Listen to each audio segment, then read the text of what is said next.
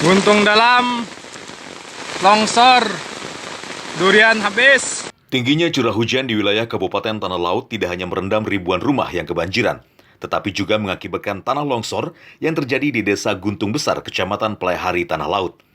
Akibat kejadian ini, sebuah rumah tertimpa longsoran yang menimbun sejak Kamis siang.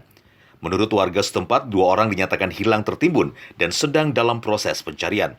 Tidak itu saja, akses jalan dari dan menuju Pelaihari, tepatnya di Desa Martadah, kini macet total karena air deras meluap melintasi jalan.